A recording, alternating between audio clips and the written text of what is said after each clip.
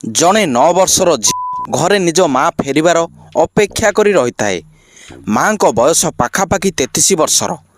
ଝିଅ ସବୁବେଳେ ସ୍କୁଲକୁ ଯାଏ ଆଉ ମା ନିଜ ଡ୍ୟୁଟିକୁ ଯାଇଥାନ୍ତି। କିନ୍ତୁ ସେଦିନ ଡ୍ୟୁଟିରୁ ମା ଆସିନଥିଲେ, ତେଣୁ ଝିଅ ବ୍ୟସ୍ତ ଥିଲା। ଏପରି ଧୀରେ ଧୀରେ ସମୟ ବିତୁଛି ଆଉ ଝିଅଟି କାନ୍ଦିବା ଆରମ୍ଭ କରିଦେଉଛି।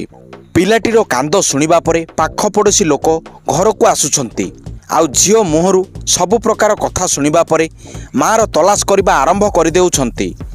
ଏପରି ଅନେକ ଦିନ ପରେ ଫାଇନାଲି ସେହି ମହିଳା ତ ମିଳୁଛି, କିନ୍ତୁ ଯେଉଁ ରୂପରେ ଆଉ ଯେଉଁ ଅବସ୍ଥାରେ ମିଳୁଛି ଯାହାର କେହି କଳ୍ପନା ମଧ୍ୟ କରିନଥିଲେ। ଶରୀର ମିଳୁଛି କଙ୍କାଳ ରୂପରେ। ପରେ ଜଣାପଡ଼ୁଛି ତାଙ୍କ ସହ ରେପ୍ କରାଯାଇଛି ଆଉ ରେପ୍ ପରେ ତାଙ୍କର ହତ୍ୟା କରିଦିଆଯାଉଛି।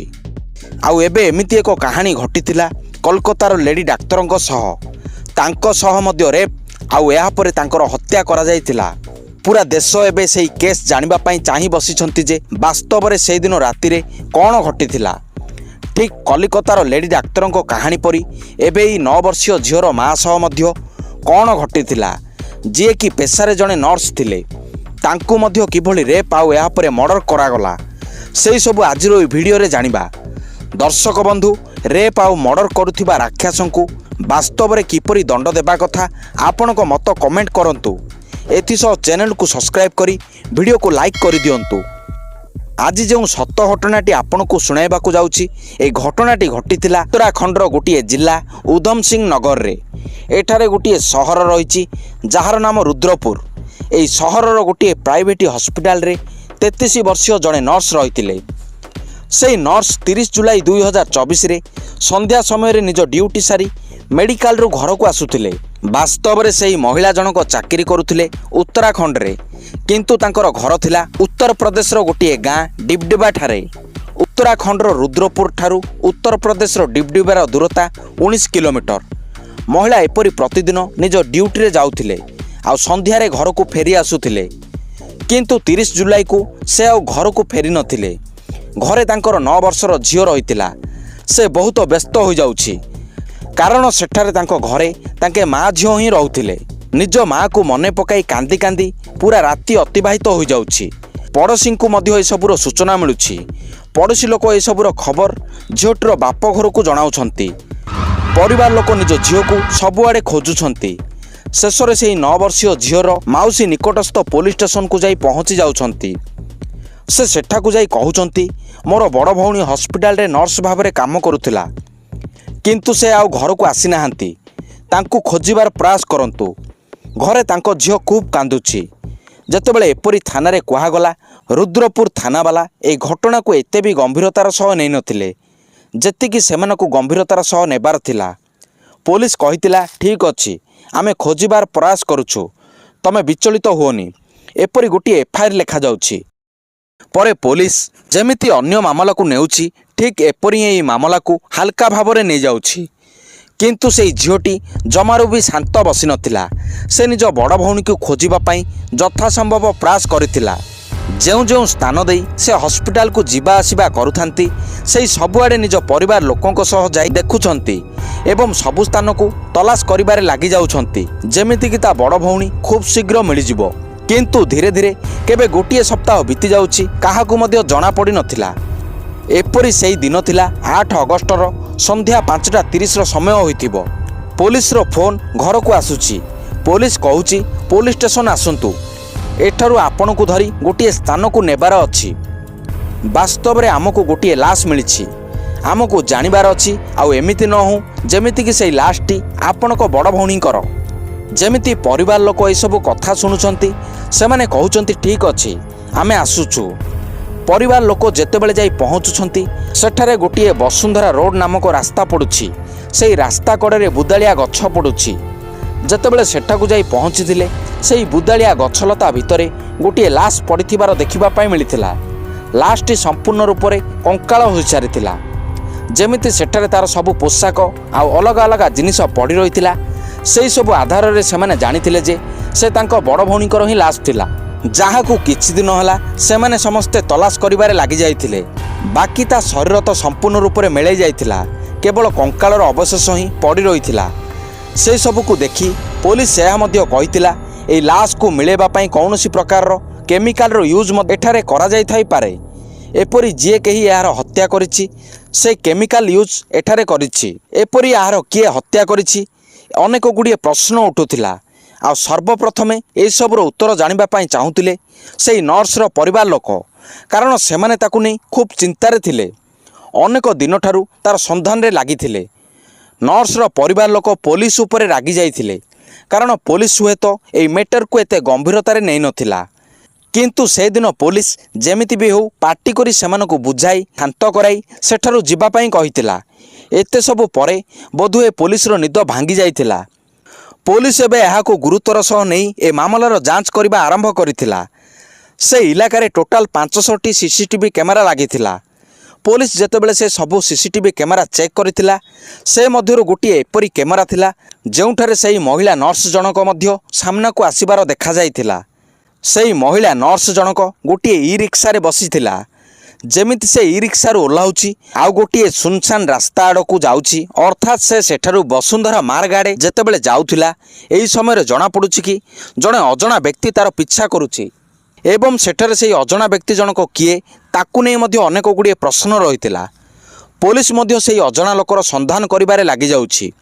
ଏଥିସହ ପୋଲିସ ଉକ୍ତ ମହିଳା ନର୍ସର ନମ୍ବରକୁ ମଧ୍ୟ ଚେକ୍ କରୁଛି।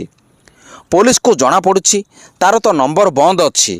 ଅନେକ ତନାଘନା ପରେ ଜଣାପଡ଼ୁଛି ଏହି ନର୍ସର ମୋବାଇଲ ଉତ୍ତରପ୍ରଦେଶ ବରେଲି ଜିଲ୍ଲା ଅନ୍ତର୍ଗତ ଗୋଟିଏ ଛୋଟିଆ ଗାଁରୁ ମିଳୁଛି। ସେଠାରେ ଖୁସବୁ ନାଁରେ ଜଣେ ମହିଳା ରହୁଥିଲା, ଯାହାର ସିମ୍ କାର୍ଡ଼ ଏହି ନର୍ସ ମହିଳାଙ୍କର ମୋବାଇଲରେ ପଡ଼ିଥିବାର ଜଣାପଡ଼ୁଛି। ଆଉ ଯେତେବେଳେ ପୋଲିସ ତାଙ୍କ ସହ ସମ୍ପର୍କ ସାଧିବାର ପ୍ରୟାସ କରୁଛି, ସେତେବେଳେ ଖୁସବୁକୁ ଲାଗୁଛି ଏହି ମାମଲାରେ ହୁଏତ କିଛି ଗଡ଼ବଡ଼ ରହିଛି। ଏବେ ପୋଲିସ ନିଶ୍ଚିତ ରୂପେ ଏଠାକୁ ଆସିଯିବ। ଏସବୁ କଥା ସେ ନିଜ ପତିକୁ ଜଣାଉଛି। ସେ ତା ସ୍ୱାମୀ ଧର୍ମେନ୍ଦ୍ରକୁ କହୁଛି, ତୁମେ ଯେଉଁ ମୋବାଇଲ ମୋତେ ଦେଇଥିଲ ସେହି ଫୋନ୍କୁ ଗୋଟିଏ କଲ୍ ଆସିଛି। ପୋଲିସ ବାଲାମାନେ କଥା ହେଉଥିଲେ। ଯେତେବେଳେ ତା ସ୍ୱାମୀ ଏସବୁ କଥା ଜାଣୁଛି, ସେ ତୁରନ୍ତ ନିଜ ପତ୍ନୀଙ୍କୁ ଧରି ସେହି ସ୍ଥାନ ଛାଡ଼ି ସେଠାରୁ ପଳାଇ ଯାଉଛି। ପୋଲିସ ପାଇଁ ଗୋଟିଏ ରାସ୍ତା ମିଳିଥିଲା ସେହି ନର୍ସର ମୋବାଇଲ ଫୋନ୍। ପୋଲିସ ଭାବିବାକୁ ଲାଗିଥିଲା ଏଠାରୁ ହତ୍ୟାକାଣ୍ଡର ପୁରା କାହାଣୀ ହୁଏତ ସାମ୍ନାକୁ ଆସିପାରିବ। ଏବେ ପୋଲିସ ପ୍ରଥମେ ଏମାନଙ୍କ ସନ୍ଧାନ କରିବା ଆରମ୍ଭ କରିଦେଉଛି। ଏପରି 8 ଦିନର ସମୟ ବିତି ଯାଉଛି। 8 ଦିନ ପରେ ରାଜସ୍ଥାନର ଯୋଧପୁରରେ ସେହି ମୋବାଇଲର ଲୋକେସନ୍ ମିଳିଯାଉଛି। ଧର୍ମେନ୍ଦ୍ରର ଲୋକେସନ୍ ସହ ଖୁସବୁର ଲୋକେସନ୍ ମଧ୍ୟ ମିଳୁଛି। ପୋଲିସ ସେମାନଙ୍କୁ ଧରିବା ପାଇଁ ଫାଇନାଲି ସେଠାକୁ ଯାଇ ପହଞ୍ଚି ଯାଉଛି। ଆଉ ସେମାନଙ୍କୁ ଧରି ଦେହରାଦୁନକୁ ନେଇ ଆସୁଛି। ଆଉ ଏଠାକୁ ଆଣିବା ପରେ ପ୍ରଶ୍ନ କରାଯାଉଛି, ଏହି ମୋବାଇଲ ତମ ପାଖକୁ ଆସିଲା କେମିତି?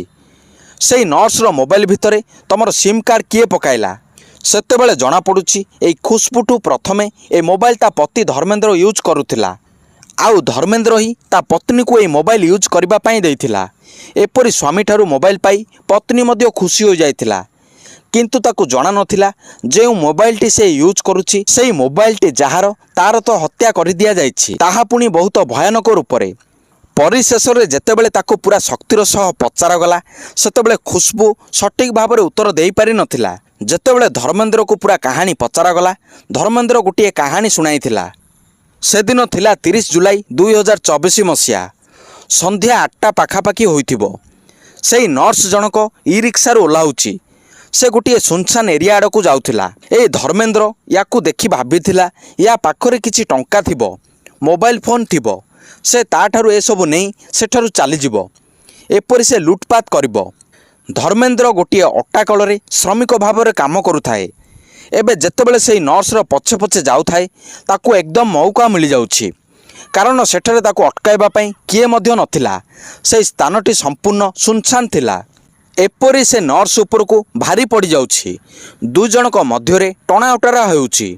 ଏପରି ପରିସ୍ଥିତିରେ ସେ ଦୁଇ ଜଣ ଟଣାଓଟରା ହୋଇ ରାସ୍ତା କଡ଼ ବୁଦା ଆଡ଼କୁ ଯାଇ ପଡ଼ି ଯାଉଛନ୍ତି। କିନ୍ତୁ ଏହି ଝଗଡ଼ା ମଧ୍ୟରେ ଧର୍ମେନ୍ଦ୍ରର ନଜର ସେହି ନର୍ସର ଶରୀର ଉପରକୁ ପଡ଼ୁଛି। ସେ ତାକୁ ଦେଖି ପାଗଳ ହୋଇଯାଉଛି।